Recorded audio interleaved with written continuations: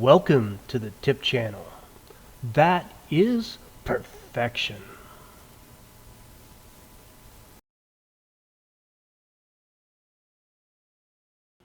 Hello and welcome back to the tip channel. Today we're going to take a look at putting a new shutoff valve as our main shutoff valve in our home.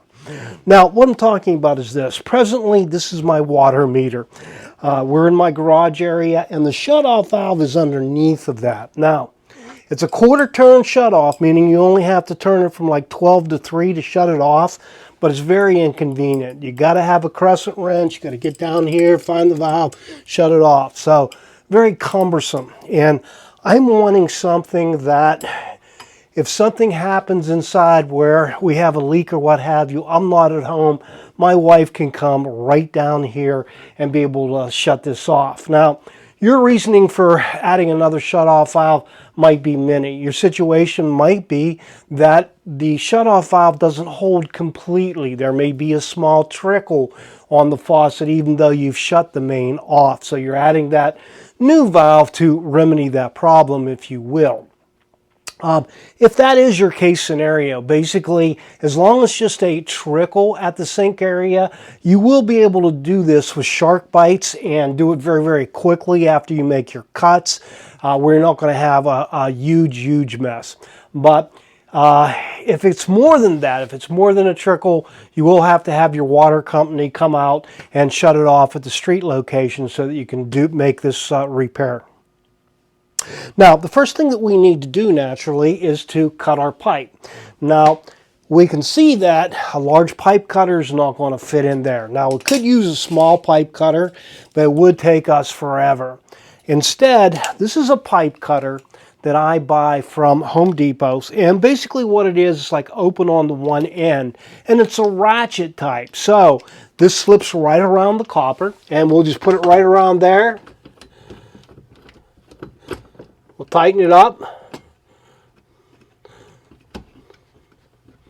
And the nice thing about it, it's going to ratchet. So you see we're working in a tight location, but we're able to make this cut real easy because of the ratcheting. Okay, I should have mentioned that in preparation for this, what I did was I went upstairs and I turned on a faucet up there, and then I went downstairs and I turned on a sink down there. Now, it can be an outside faucet or what have you, but that'll let all the water in these pipes up here come down to that lower area and drain. But still, this is our takeoff point. So naturally, there's still water in this pipe right here.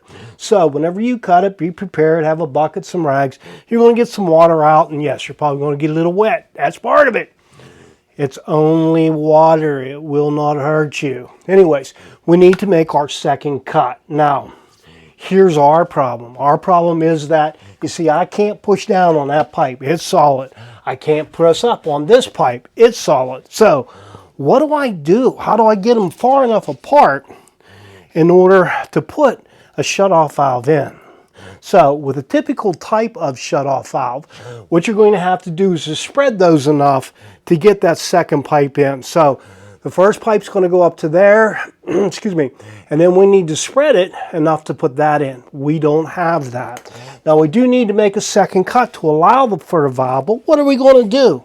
This is what's referred to as a slip valve. Now, a slip valve, what you're looking at is that this side is longer. So you'll shove this down onto the pipe first, and then you'll put the second pipe into the place. You have a tool which releases this, and it'll go back up to receive your second piece of pipe. And the tool that I'm referring to is a SharkBite removal tool. That'll actually come with this slip valve. But that's how you take care of this problem. Okay, so in determining how much pipe we want to cut out of here, we need to look a little closer at the slip valve. Now, this particular one, what we're looking at is that top pipe is going to bottom out right there.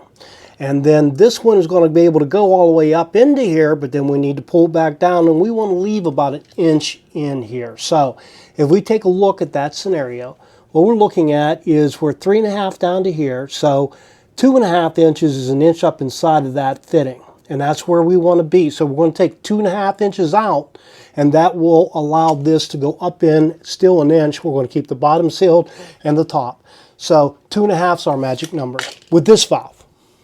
cut my 2.5 inches of pipe out. Now next is I want to clean up this copper a little bit. It's got a little bit of corrosion on it and what have you. And I want a nice tight seal with the slip joint that we're going to put in of the SharkBite. Now, this is a tool they sell in the lumber yard, and this has some little metal pieces inside of it, and you just slip this right over the pipe, jiggle it back and forth, and that will clean up this pipe. Second scenario is you can use a piece of emery cloth. You'll find this in the plumbing section. A lot of them are changing now to metal. I'm not sure about the metal. Anyways, we'll clean this up, and then we'll be ready to put our valve into place. We've got our pipes cut, we've got them sanded. Now what I'm also going to do is I'm going to take a Sharpie and I'm going to put a mark 1 inch down, and that just tells me whenever I have this valve into place, I'm up inside that valve far enough that I won't have a leak. So we'll go ahead and get our valve pushed down first, and then I'll show you the process of bringing it back up onto the second piece of pipe.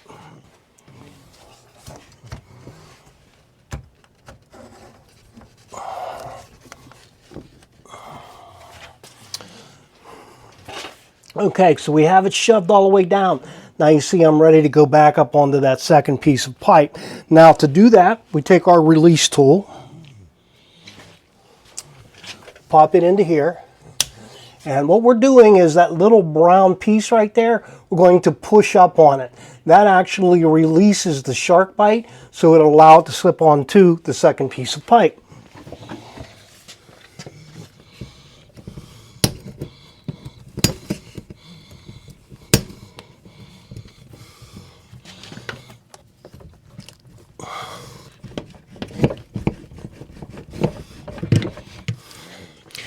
There we have it.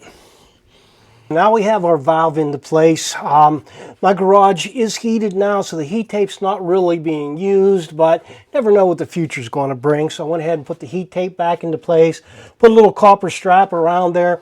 Now this is only a 1/4 turn valve, and it's a ball valve. You don't have to worry about a rubber seat going bad. So on is in line with the pipe, off is, against the pipe. Now, that's marked right on the handle. I might even put a little sign right there that this is the main shutoff.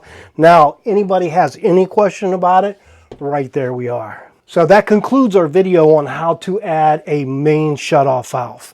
I hope that you found it informative. And if you did, please like and subscribe. And have a great day.